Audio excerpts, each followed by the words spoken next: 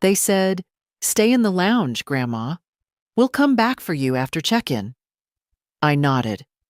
Of course I did. That's what you do when your son gives you an instruction in that clipped, over-patient voice, the one reserved for the elderly, the confused, and the inconvenient. I sat where they told me, next to a dusty potted plant, between a crying toddler and a flickering television tuned to a weather channel. It was 9:15 a.m. I waited 8 hours. I'd packed 3 days before, laid out every outfit on the bed, like I used to do for Adam's school trips. The tickets were to Honolulu, our big family vacation, as Lisa, my daughter-in-law, called it. She'd insisted on matching t-shirts for the kids and me. Mine said, "Vacation Nana," in bright pink letters. I didn't like it, but I wore it anyway. She'd rolled her eyes at the airport when I brought my own snacks. At the security line, things started to feel off. Lisa kept glancing at her watch. Adam was unusually quiet. The kids were on their phones. When the TSA agent asked about seating, Lisa laughed and said, "Oh, we'll sort that later." And that was the last time anyone looked me in the eye. Once we passed security, Lisa turned to me with that same brittle smile. "Mom, why don't you stay in the lounge? We'll go ahead to check in the bags, sort the kids' boarding passes, and then come get you. Just relax. You've done enough." She patted my arm. It wasn't affection. It was dismissal. I sat. I waited. I watched them disappear into the crowd. After an hour, I stood up and paced near the window. After 2, I asked the front desk to page Adam. No response. By the 4th hour, I stopped looking at the entrance. People around me came and went. Flights announced and departed. The woman across from me had lunch, made 2 phone calls, and left. I stayed. It wasn't until 5 p.m. that I asked the clerk at the front for help. I gave Adam's full name. She typed, hesitated, and glanced at me carefully. "They checked into the 1:45 p.m. flight to Honolulu, ma'am. It's already departed." I nodded. Then I asked her to repeat it. She did. Slowly. Her voice was kind. "I remember that." So that was it. They'd boarded. Without me. Not by accident. Not a mistake. I knew my son. He was a lot of things, but careless wasn't one of them. I stepped into the restroom, locked the stall, sat down. Not to cry. I didn't have it in me. I just needed to sit where no one would ask if I was all right. When I emerged, the airport was shifting into evening mode. The buzz had dimmed. I walked to the departure screen and stared at it. My hands didn't shake. My heart didn't race. I simply looked at the list like a woman looking at options in a diner. And then I saw it. Portland, 7:35 p.m. I don't know why I chose Portland. Maybe because I hadn't seen it in decades. Maybe because it was where I once learned to ride a bike. Maybe because it was the furthest thing from Hawaii. I walked to the counter. "1 ticket to Portland," I said. "Tonight." The young woman hesitated. "Round trip?" "No, just one way." I used my own card, from my own account. The one Adam didn't know about. The one I'd kept open since before his wedding. I had just enough for the fare, a motel, and maybe a start. I didn't need more. I turned off my phone. No messages, no missed calls. Of course not. The boarding process was quiet. No one asked why I was traveling alone. No one looked at my shirt. I'd taken it off and stuffed it in the trash before heading to the gate. On the plane, I watched the lights of the city fall away beneath me. 8 hours ago, I thought I was going to paradise. Turns out I was just being left behind. But now? Now I was going somewhere real. Somewhere they couldn't follow. I landed in Portland just after 10. The airport was quieter than I remembered, smaller somehow. Or maybe it was me who had shrunk, folded inward from the weight of a day like no other. I walked slowly through the terminal, not because of my age, but because I didn't feel the need to rush anymore. No one was waiting for me. And for once, that felt like freedom. Outside, the air was damp and sharp. Rain had fallen recently. It smelled like concrete and pine. I stood under the awning for a minute, just breathing. Then I found a bench and sat down with my carry-on, the same one Adam had mocked for being too old school. It was brown leather, worn at the corners, the kind Derek gave me for our 25th anniversary. He would have laughed at what happened today. A deep, knowing laugh, the kind that said, "Well, sweetheart, what did you expect?" I didn't expect this. Not really, but I also wasn't surprised. I opened my wallet, 2 cards, 1 ID, $76 in cash, and a folded piece of paper with an address I hadn't used in 50 years. 1849 Quince Street.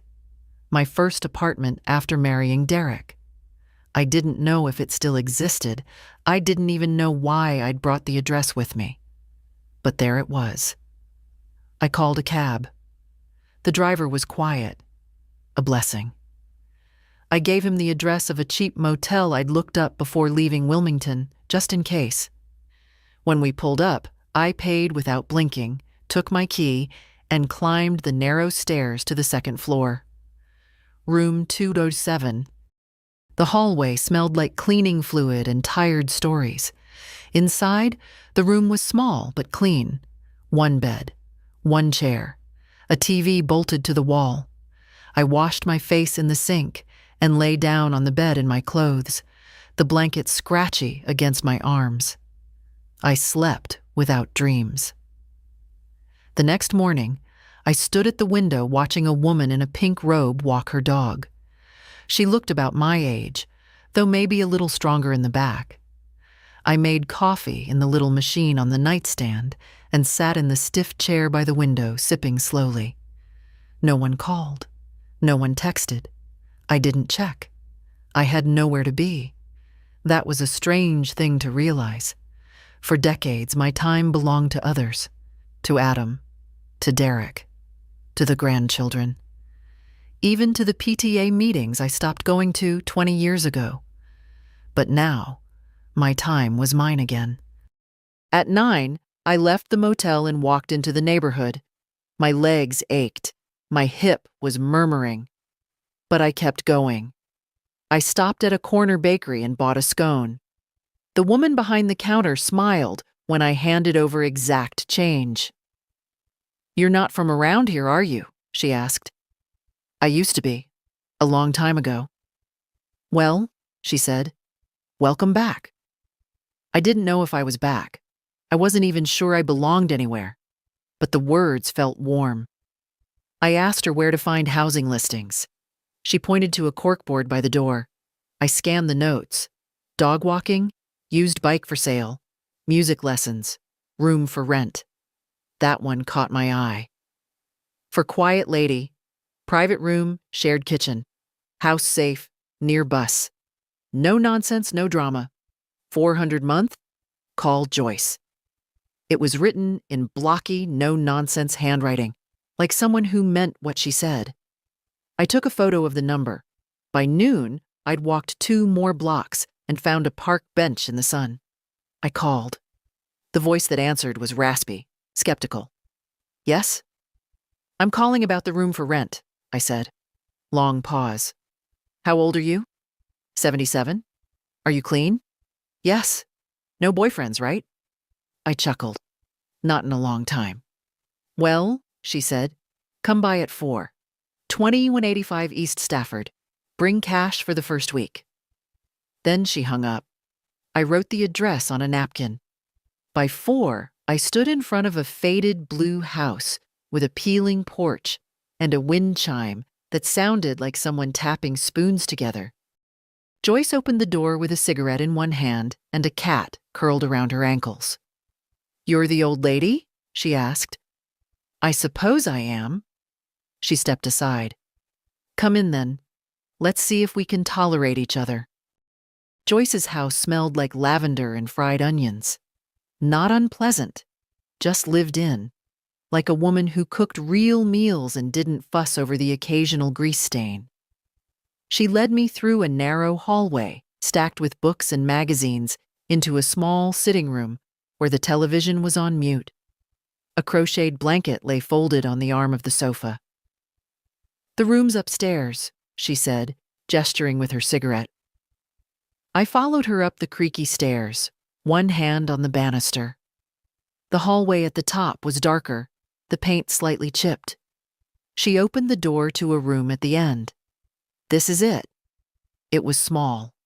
A twin bed, a nightstand, a dresser that had seen better decades.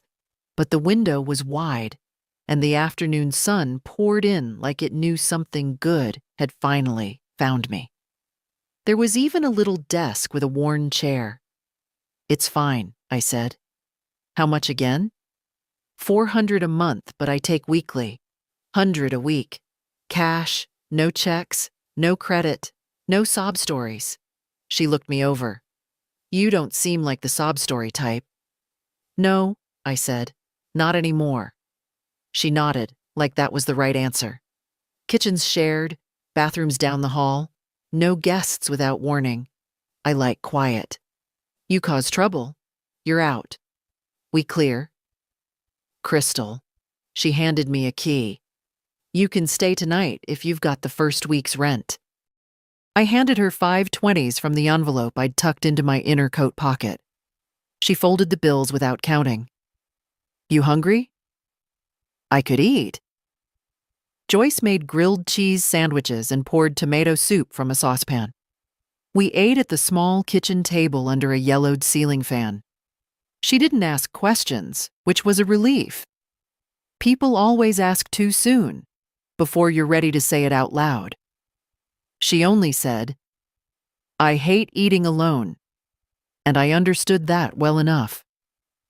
After dinner, I unpacked in the small room. I'd only brought 3 changes of clothes, a toothbrush, my medications, and an old paperback novel I never finished. I laid everything out carefully in the dresser, folding each item like it mattered. Maybe it did. That night, I lay in the narrow bed listening to the sounds of a house not mine. The ticking of a wall clock, the groan of floorboards, the distant sound of Joyce talking softly to the cat. No one called. No one texted. I didn't turn the phone on. In the morning, I made coffee before Joyce was up. The kitchen felt more familiar than my own back home. Maybe because it didn't belong to people who only remembered me when they needed something. By the 3rd day, I started walking the neighborhood. 2 blocks down, there was a small corner cafe with a chalkboard sign out front. "Help wanted. Morning shift. Apply inside." I stood there for a moment. I hadn't worked in 15 years, but I was no stranger to early hours and coffee pots. Inside, the place was simple.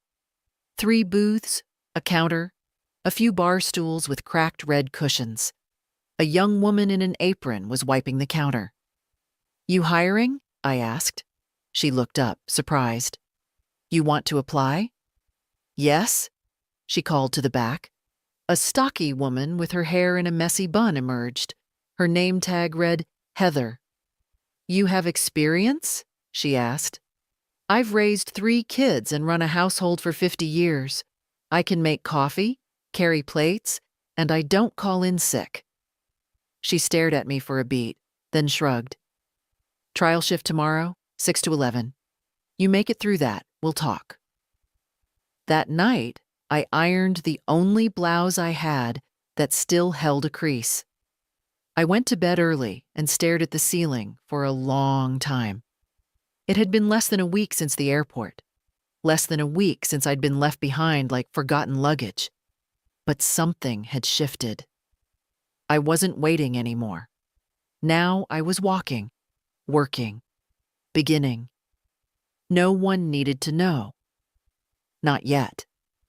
This life, this quiet, new, unexpected life, was mine. The cafe smelled like burnt toast and old hope. I arrived at 5:45, 15 minutes early. The front door was still locked. A man with thick glasses and a flour-stained apron opened it for me without a word. He grunted something that might have been "good morning" and returned to the kitchen. Heather arrived 10 minutes later, holding a travel mug and a set of keys on a rainbow lanyard. She unlocked the register and handed me an apron without ceremony. "Keep your hair tied back. No perfume. Refill cups without waiting to be asked. And if someone leaves less than $1 tip, that's on you, not them." I nodded. She looked at me for a moment, then softened just a little. "You nervous?" "No," I said. "I'm 77. I've buried a husband, raised a son who forgot my birthday 3 years in a row, and survived 5 colonoscopies. This is just coffee." Heather snorted. "Fair enough." By 7, the first wave of regulars came in. Contractors, early risers, nurses fresh off the night shift. I moved slow but steady. I remembered orders, poured coffee with a steady hand, smiled without overdoing it. By 9, I found a rhythm. "Where'd they dig you up?" one of the men asked, smiling kindly. "Same place they find everything worth keeping," I said. "The back shelf, under a blanket." He laughed and left a $5 tip. Heather watched. She didn't say much, just nodded once after the breakfast rush died down and handed me a clean towel to wipe down the counters. We finished at 11. She poured herself another cup of coffee, then pointed to the stool next to her at the counter. "Sit," she said. I did. "You did fine." "Just fine?" "You'll get better." She sipped. "You're hired. It's minimum wage plus tips, no health insurance. But you work steady. I'll give you all the weekday mornings. That enough for you?" "It's more than enough." We sat in silence a moment. "You got kids?" I did. She glanced sideways at me, waiting. "They're traveling," I said simply. She nodded. "They always are." I walked back to Joyce's with sore feet and a strange sense of lightness. She was in the garden pulling weeds in a faded shirt that said, "Don't talk to me before coffee." "You get the job?" she called out without looking up. I did. "Told you. They need people who show up." That night, we ate frozen pot pies and watched the news with the sound off. The cat, whose name I'd learned, was Franklin, curled up between us. "You staying long?" Joyce asked during a commercial. "I don't know." "You can, as long as you pay rent and don't hog the remote." "I don't even like the remote," I said. She smiled and passed me the last cookie. Later, I sat on the edge of my bed, holding my phone. I hadn't turned it on in days. I thought about checking the messages, seeing if Adam had noticed yet. I didn't. Instead, I pulled out the old paperback I'd brought with me and began at the first page. The light from the desk lamp soft and warm against the walls. Outside, rain tapped gently against the glass. Inside, I wasn't someone's leftover. I wasn't a burden or a favor or an afterthought. I was a woman with a room, a job, a plate of food, and a quiet chair of her own. It was enough. The first paycheck was small, $74.26 after taxes. Heather handed it to me in a thin envelope at the end of my Friday shift. "Cash it or frame it," she said. I smiled and slipped it into my coat pocket. I wasn't used to carrying money that was purely mine. For years, everything I had went to someone else. Groceries for Adam's family, birthday gifts that never got a thank you, co-pays for appointments no one bothered to drive me to. But this was different. I'd earned this standing on my own 2 feet, apron tight, hands steady. I walked to the bank on 3rd and cashed the check. The young teller looked at me like she wasn't sure I understood what I was doing. "I'd like 10s and 5s, please," I said. "One's for the rest." When she handed me the bills, I folded them neatly and tucked them into my wallet. I walked out of the bank with my chin a little higher. Across the street was a second-hand clothing shop. Nothing fancy, just a narrow storefront with a cluttered display and a small handwritten sign. Fall specials, 20% off coats. I stepped inside. The bell on the door tinkled softly. A girl barely out of high school looked up from behind the counter and gave me a genuine smile. "Looking for something in particular?" she asked. "Yes," I said. "Something that makes me feel like myself again." She didn't laugh, just nodded and started showing me the racks. I chose a navy wool coat with a subtle herringbone pattern and deep pockets. It wasn't new, but it was warm and solid and well made. I tried it on. It fit like it had been waiting for me. When I paid in cash, the girl wrapped it in tissue as if it were a gift. "You look sharp," she said. "Thank you," I replied. "I feel sharp." That night, I walked home in that coat. It was just cold enough to justify it. Joyce was on the porch with Franklin, sipping wine from a coffee mug. "Where you been?" she asked. "Bought a coat," she whistled. "Look at you, classy lady." "Only on Fridays." We went inside and split a can of chili. The heater buzzed like it was clearing its throat. The floor creaked under Joyce's heavy slippers. It was noisy in the way old houses are, a kind of comforting noise, like a body you've lived in long enough to recognize by sound. Later, I stood in front of the mirror in my little room. I turned left, then right, ran my hand along the fabric of the coat. It wasn't just clothing. It was proof. I was still here, still standing, still capable of choosing something for myself. For once, no one else had a say. The phone was still off. I hadn't turned it on since I landed. I didn't miss it. I missed people sometimes, but not the kind who leave you by a fake ficus plant at an airport and never look back. In the mornings, I worked. By noon, I walked. In the evenings, I read or listened to Joyce's rants about city politics. Every few days, I bought myself something small, a pair of wool socks, a crossword book. Real tea instead of the dusty bag she kept in a tin above the fridge.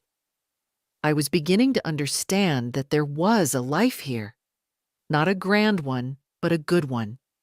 And it belonged to me. By the second week, the ache in my feet began to fade. My hands remembered how to carry plates without spilling.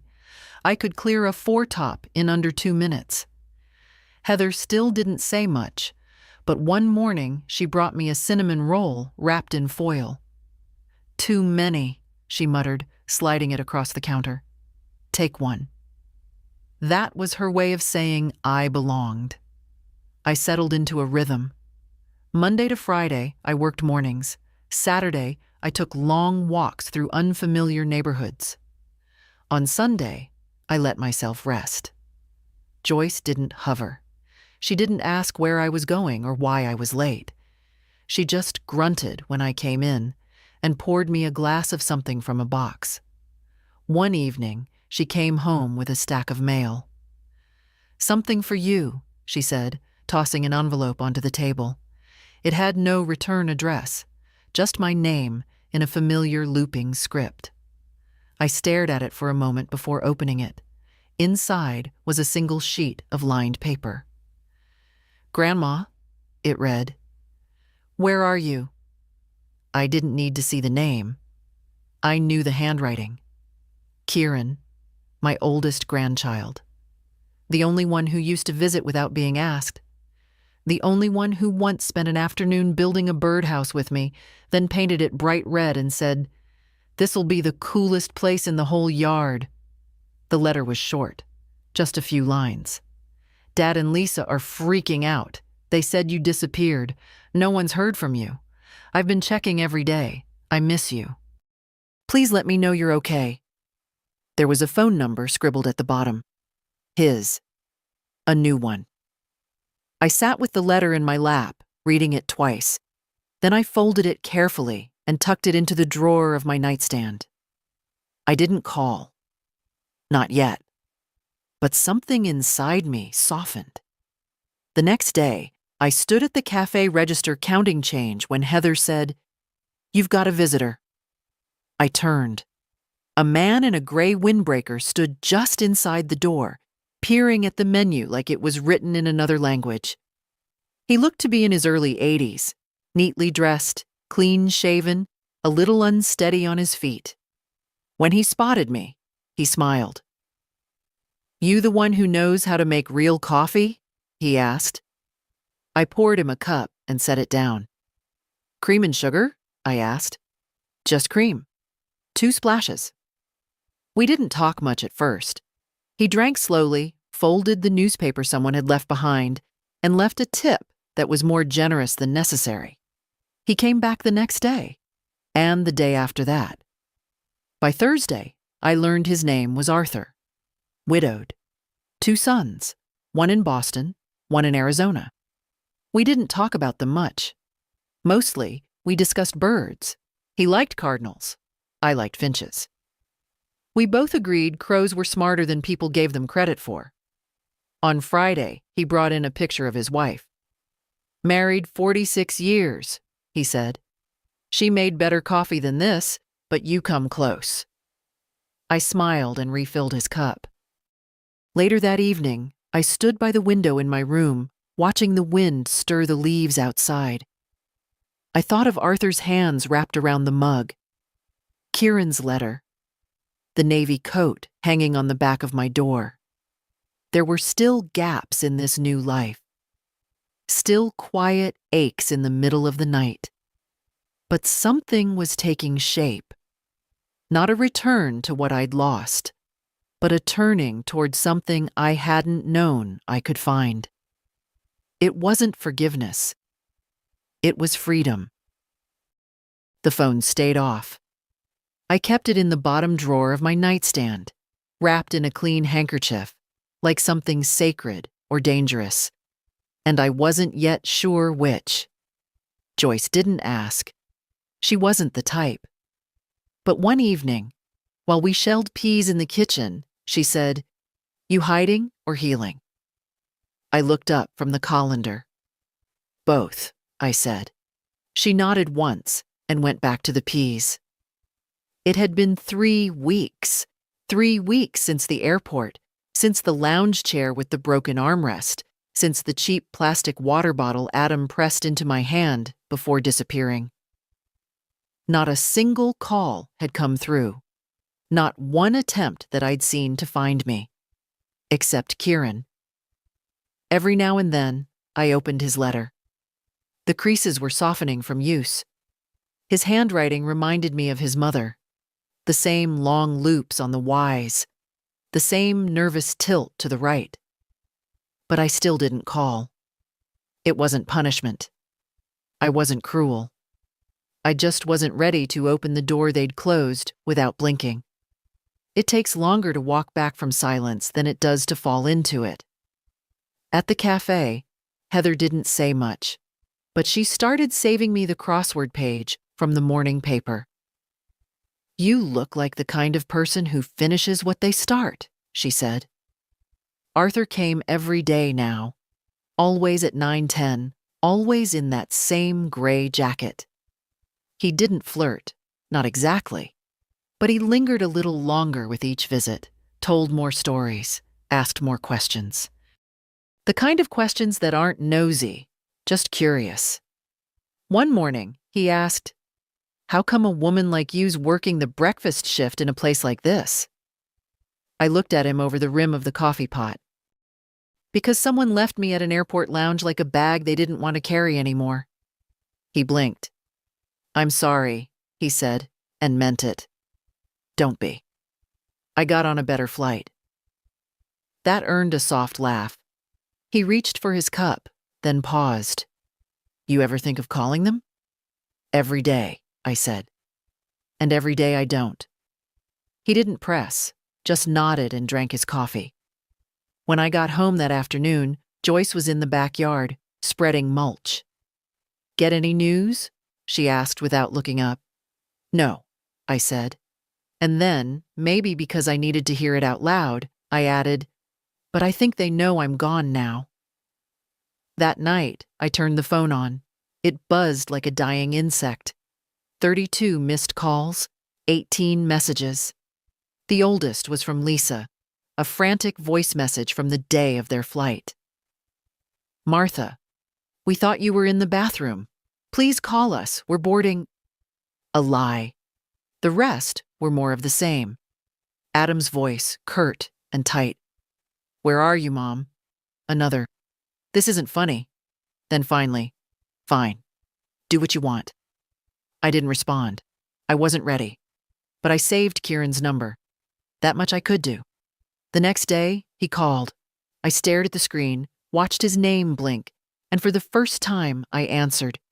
"Grandma?" His voice cracked, like he wasn't sure if I'd speak. "I'm here, darling." A long pause. Then, "You're okay?" "I'm better than okay." "Where are you?" "Somewhere quiet, somewhere I chose." He didn't beg. He didn't guilt me. He just said, "I'm glad you're safe. I miss you." "I miss you too." That was enough for now. No explanations, no apologies, just the sound of someone who still wanted me in their life, not because I made birthday cakes or babysat on weekends, but because I mattered. And that sound, soft, simple, sincere, meant more than any seat on a plane. By the 4th week, I'd memorized the walk from the cafe to the corner pharmacy, the smell of the lilac bush outside Joyce's neighbor's yard, and the sound of Arthur's knock on the cafe window when I forgot his cream. Life was not exciting, but it was whole. It had shape. It had peace. And then, on a rainy Tuesday afternoon, a letter came in the mail. Joyce slid it across the kitchen table without comment. The return address was Wilmington, my old home. The handwriting was familiar in the way a bruise is familiar, something you recognize by the ache it leaves behind. Adam. The envelope was thick. Inside, 6 pages of neat, angry script. No greeting. Just, "I can't believe you did this." He accused me of disappearing, of making a scene by absence, of putting the family through stress during their vacation. "Lisa cried every night," he wrote. "The kids were confused. Do you think that was fair to them?" Not a word about the airport lounge. Not a word about asking me to wait. No mention of the 8 hours. Just the performance of pain, the rewriting of facts. He ended the letter with, "We're willing to talk, but only if you're ready to be reasonable." Reasonable. As if decades of babysitting, cooking, paying their bills, and being told where to sit and when to be quiet had been unreasonable. As if disappearing was a tantrum, not a choice. I folded the letter and slid it back into the envelope. Joyce didn't ask what it said. She only passed me a plate of toast and nodded toward the window. "Storm's coming," she said. It was. The next morning, Kieran called again. "I heard Dad wrote to you." He did. "You gonna respond?" I was quiet for a moment. Then, "No, not yet. Maybe not at all." Kieran didn't argue. "I get it." He told me he'd started a job at a bookstore, part-time, low pay. "But I like it," he said. "Books don't yell at you." We laughed, easy and warm. "You sound different," he said at the end of the call. Different how? Lighter. That night, I took the letter from Adam, lit a match, and fed it to the kitchen sink, flame by flame. Joyce didn't flinch. "I would have used the fire pit," she said. More satisfying. At the cafe the next morning, Heather pulled me aside. "You want an extra shift this weekend? Saturday brunch is hell." I said yes before thinking. Not because I needed the money, though it helped, but because I liked the feel of a full day. The ache in my feet was honest. Arthur came in late. He'd started using a cane, nothing dramatic, just age showing up where it always does. The knees, the lower back, the pride. "You burned the place down yet?" he asked, settling into his usual stool. "Not today," I said, pouring his cup. He sipped, then paused. "You ever think about going back? To Wilmington? To any of it?" I wiped the counter. "No, not once." He nodded slowly. "Then maybe you finally arrived." That night, Joyce surprised me. She knocked on my door, holding a flyer. "Community Center is doing a potluck next week. You and I should go." I raised an eyebrow. "You go to potlucks?"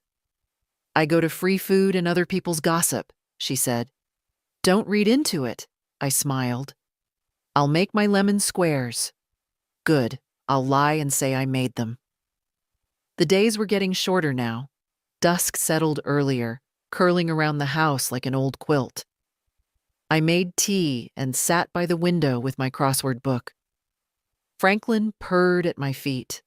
My coat hung by the door, warm and ready. For the first time in years, I didn't feel like someone waiting for life to start again. It had already started, quietly, without permission, and it was mine. Saturday brunch at the cafe was chaos. By 8 a.m., the line was out the door, the coffee urn was groaning, and the pancake griddle hissed like it had something to prove. Heather moved like a woman in a war zone, snapping orders, flipping tickets, and slapping spoons into syrup containers with practiced violence. "Eggs over hard, booth 3, she barked. I didn't flinch. "Refill on 6. Already done. By 10, my feet felt like stone, but my head was clear. There's a strange comfort in service.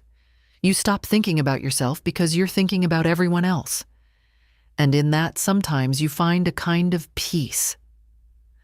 Arthur didn't come in. Saturdays weren't his days. But as I wiped down the corner booth, I caught sight of something that made my breath pause. A face at the window, younger than Arthur, sharper around the jaw. But the eyes, those eyes I knew. Lisa. She stood outside for only a second. Her coat was too nice for the drizzle, her expression unreadable. She didn't come in, just turned and walked away. I said nothing to Heather. I finished my shift, counted my tips, and walked home slowly in the fading afternoon. The sidewalks shimmered with leftover rain. My coat held the warmth of movement. My hands didn't tremble. At the house, Joyce was out. A note on the fridge said, "Library talk on bees, back at 7. Don't wait on dinner unless you're cooking." I made soup anyway. That night, I turned the phone back on. 3 new voicemails. The first, from Lisa. "We saw someone who looked like you. Please call us. Adam's worried." The second, Adam, terse. "If this is about punishing us, it's gone too far. Enough is enough." The third, Kieran. "Hi, Grandma. I think Mom's in town. She's been weird all day. If something happened, please be careful." I stared at the screen. The past had a way of sniffing you out just when your back was turned. That night, I slept lightly. Every creak in the floor, every groan of the old pipes felt louder than usual. But nothing happened. Sunday passed quietly. On Monday, Arthur returned. He settled onto his stool, cane hooked on the backrest. "Busy weekend?" he asked. "Eventful," I said. He stirred his coffee. "Something bothering you?" "Yes, but not enough to ruin this moment."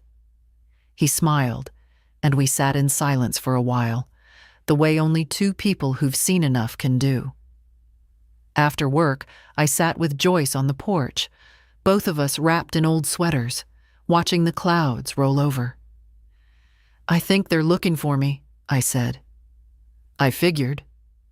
She didn't ask what I was going to do. She didn't offer advice, just passed me the wine mug. You still hiding or healing? Healing, I said. But the hiding was nice while it lasted. She raised her mug. To people who stop asking for permission. I clinked it gently. Later that night, I wrote a letter. Not to Adam, not to Lisa, to Kieran. A real letter, in pen, on thick paper. I told him I was safe, that I'd made a new life. That I wasn't angry, just done waiting. I told him he was the only one who never made me feel like an obligation. I told him he could visit. One day, if he came alone. It arrived on a Thursday, the envelope from Wilmington. But this time, it wasn't a letter from Adam or Lisa. It was a manila folder, bulky, stiff, with the return address of a regional news outlet I recognized from the old neighborhood. Joyce handed it to me with her eyebrows raised. You got fans now? I didn't answer. I opened it slowly, standing at the kitchen counter. Inside, a printout of a newspaper article, folded in thirds. Front page of the community section. The headline read, Missing Matriarch. Family speaks out on grandmother's disappearance. There was a photo, me, taken from some family gathering years ago, holding a pie dish, smiling without showing teeth. The article quoted Adam. We're deeply worried, he said. She vanished without a word. We just want her safe. If anyone sees her, please let us know. Lisa had a quote too. She's vulnerable. We fear something happened. She's not the type to do something like this. I laughed. Out loud. A sharp, startled sound that startled even me. Not the type? Joyce leaned over my shoulder and read a few lines. They really said vulnerable? I nodded. You should sue them for underestimating you. They'll have to stand in line. There was something obscene about it. This performance of concern, of innocence, as if I'd wandered off into traffic, as if I hadn't been parked like a suitcase and abandoned before boarding. Heather saw the article too. Someone at the cafe left it on the counter by accident. She brought it to me during the morning rush. You okay? She asked quietly. Never better. I kept the clipping, not out of sentiment, but because it was proof.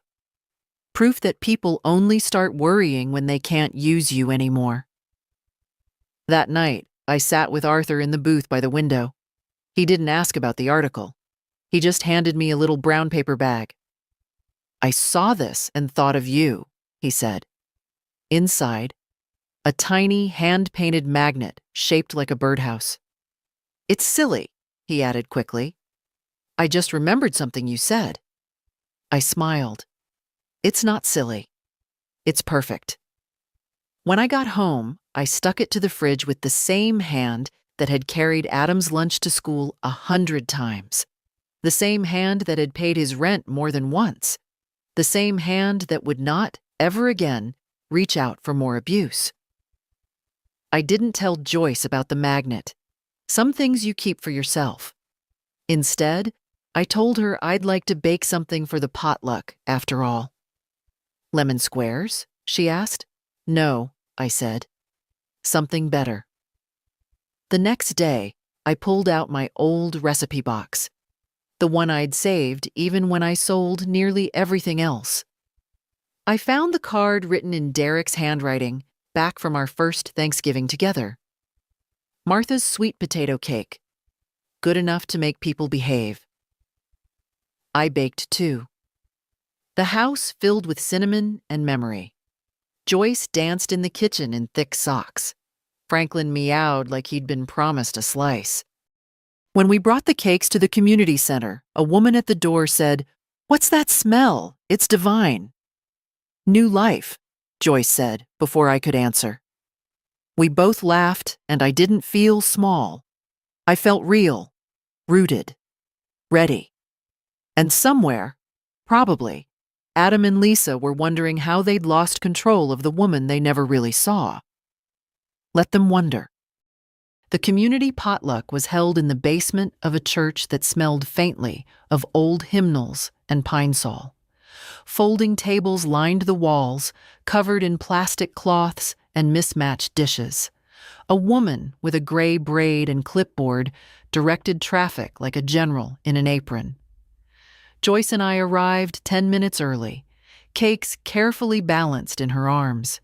I carried the utensils and napkins. It had been years since I walked into a room where I didn't know a soul and didn't care. "You go find a table," Joyce said. "I'll handle introductions." I stood by the coffee station, warming my hands around a paper cup.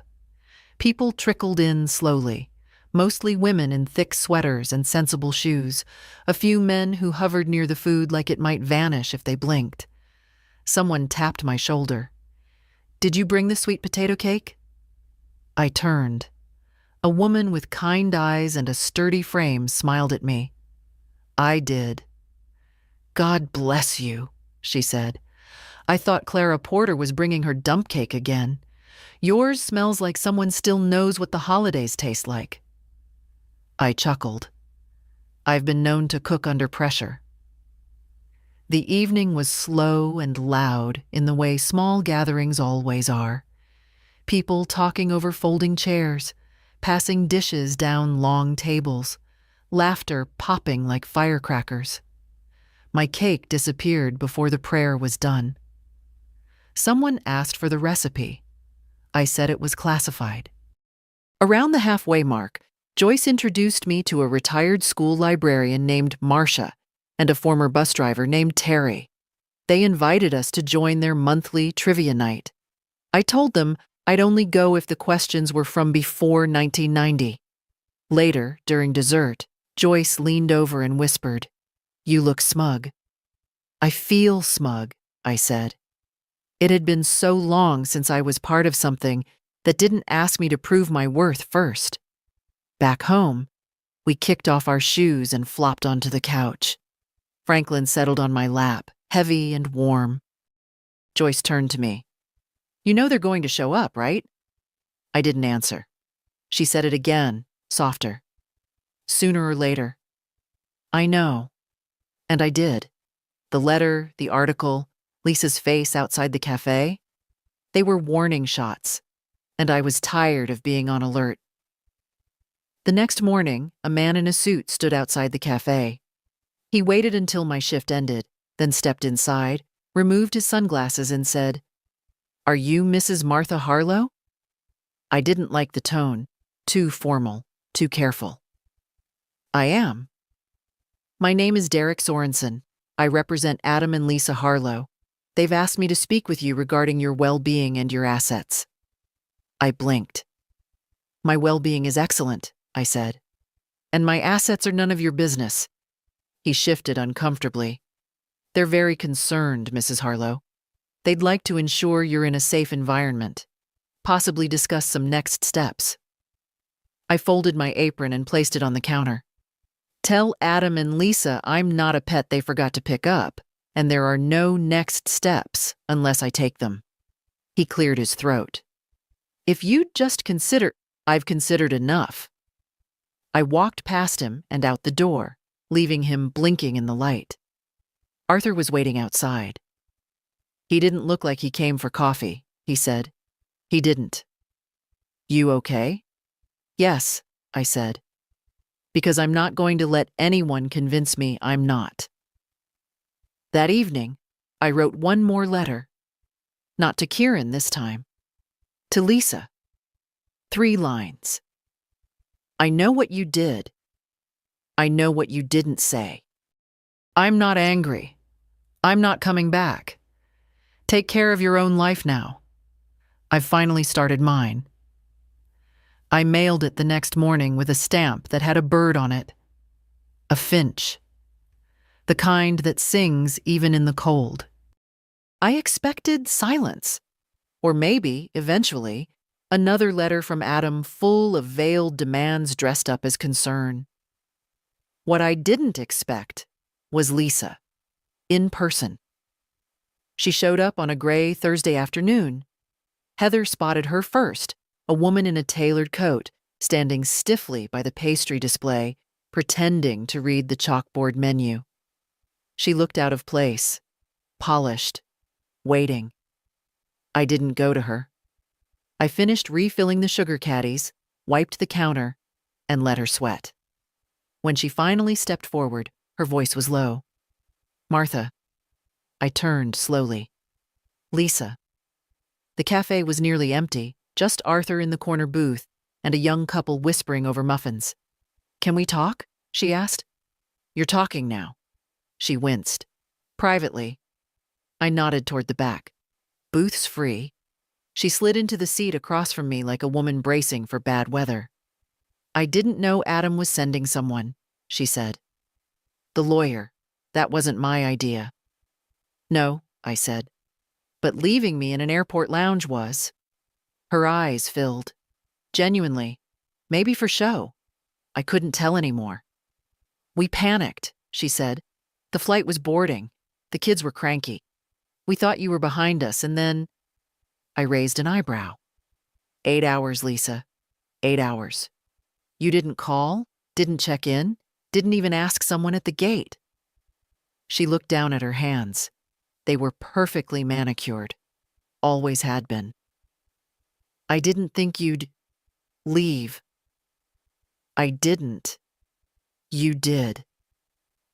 Silence stretched between us like taut thread. Then she reached into her purse and pulled out an envelope.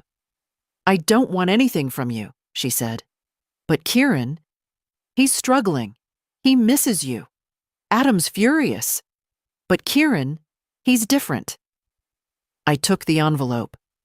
Not because I wanted what was inside, but because I didn't want to give her the satisfaction of refusing it outright. "He doesn't need a go-between," I said. "He knows how to call?" Lisa nodded. "He might." She looked up then. Not the woman who smoothed over dinner parties and smiled through gritted teeth. Just tired. Small. "I wasn't trying to replace you," she said quietly. "I just didn't want your shadow in every room." That was the closest thing to honesty I'd ever heard from her. I stood. "I'm not your shadow, Lisa. I'm my own person. And I finally remembered how to be one." She left without finishing her coffee. That night, Joyce and I sat on the porch, wrapped in blankets. The air smelled like rain and wood smoke. "She really said that?" Joyce asked. I nodded. "And?" "And nothing. She said her piece. I said mine. You going to see them?" "No." Joyce sipped her tea. "What about the boy?" "Kieran?" I smiled. "He's different. I'll see him. But on my time." Later, I opened the envelope. Inside, a photo of Kieran as a child, me, holding him on my hip in the garden, both of us laughing. Tucked behind it, a note in his handwriting. I remember. I always remembered. Just 5 words. But they were enough to hold the rest of the week in place. I spent the next morning in the kitchen, watching the kettle boil and thinking about the word cut. Not in the violent sense, but in the quiet. Final way a string is snipped. A tether released. I'd spent so much of my life tied to people who assumed I'd never walk away. But I had. And every day I didn't go back, the knot loosened a little more. That afternoon, I went to the bank. The teller was the same girl who'd cashed my first paycheck. Her name was Mari. She wore purple nail polish and always looked slightly surprised to be indoors. "I'd like to make a transfer," I said, sliding my ID across the counter. "Sure," she said. "From which account?" I gave her the number of the small one I'd opened with my old card, the one I'd used for groceries when Derek was alive, the one Adam never knew existed. "And the recipient?" I smiled. "Kieran Harlow." I handed her the routing information he'd included in his note. "It's not a huge amount," I said. "Just a little something. For books, or groceries, or getting away if he ever needs to." Mari tapped at her keyboard. You're the first person I've seen in months send money without strings attached. That's the point. It felt good, not like revenge, sharper than that, like closure. I walked out of the bank and into the crisp air, coat buttoned, collar up. The wind didn't bite. It nudged, like a reminder. At home, Joyce was watching game shows. "You look smug again," she said without looking up.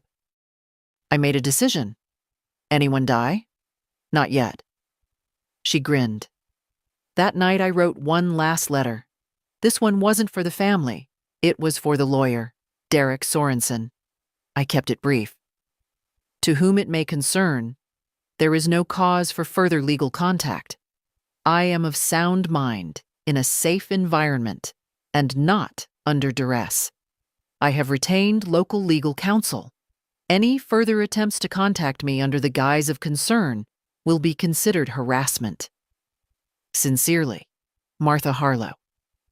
I signed it with a steady hand and dropped it off at the post office the next morning. That was the final cut. I wasn't angry anymore. Just done. At the cafe, Heather handed me an extra shift without asking. "You're the only one who shows up early," she said. "The rest want applause for showing up at all." Arthur came in just before noon. He looked tired, but steady. We sat by the window with tea instead of coffee. "You look lighter," he said. "I wrote a letter," I said. "The last one." He didn't ask what it said. He only nodded. "Sometimes it's the unsent ones that change everything," he said. "Sometimes it's the ones you send without waiting for a reply." When I got home that evening, I stood in the doorway for a moment. The house smelled like garlic and dryer sheets. Franklin patted up and headbutted my shin. Joyce looked up from the kitchen. "I made pasta. Hope you're hungry." I was. Hungry, free, unafraid. Everything I hadn't been in years. Joyce turned 70 on a Tuesday. She didn't want a party. "People start singing and I want to run," she said. But I baked a chocolate cake anyway and left it on the kitchen table with 2 candles and a card that read, "You're not old, you're vintage." She laughed when she saw it. "I guess I can tolerate cake," she said, slicing it thick. That night, we sat on the porch with slices balanced on paper plates wrapped in quilts, watching the moon rise. It was a quiet celebration, the kind I never used to believe counted. But they do. Maybe more than the loud ones. "You know," Joyce said, "you've been here almost 2 months." "I know. You planning to stay?" I looked out at the street, empty and soft under streetlight. "Yes," she nodded. "Good. This house is weird without someone yelling at the cat." We toasted with lukewarm tea. Franklin yawned and curled tighter between our feet. The next day, Heather gave me an envelope. "What's this?" "Your name's on it. No return address.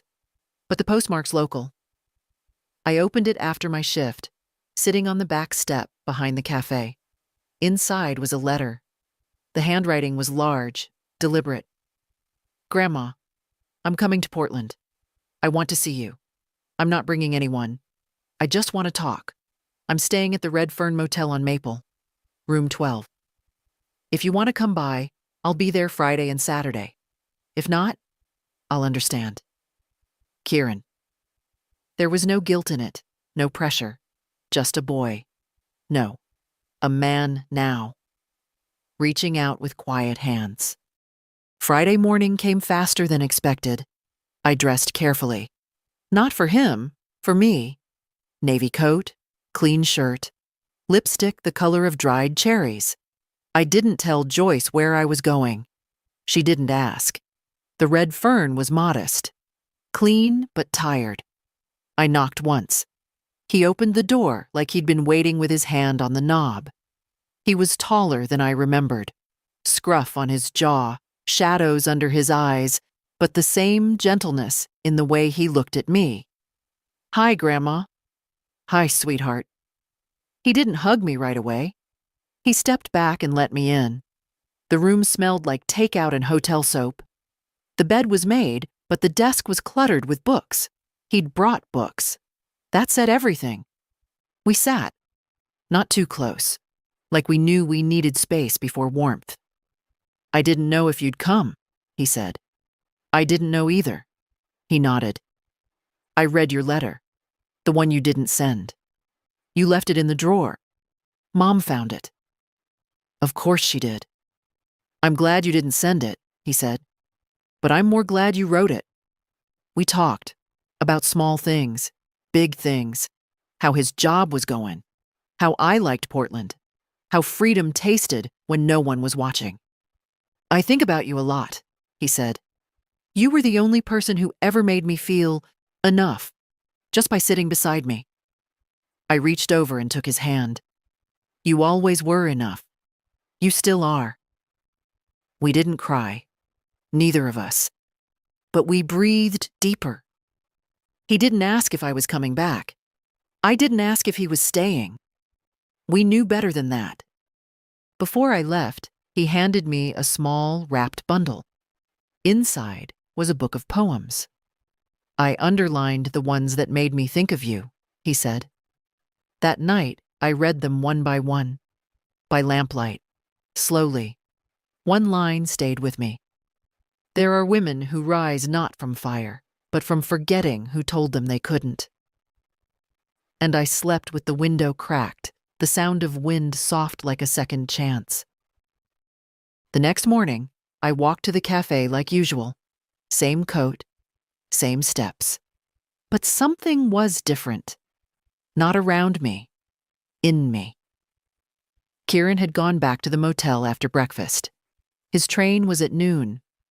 We didn't say goodbye, just hugged long and quiet in the lobby while someone vacuumed in the next room.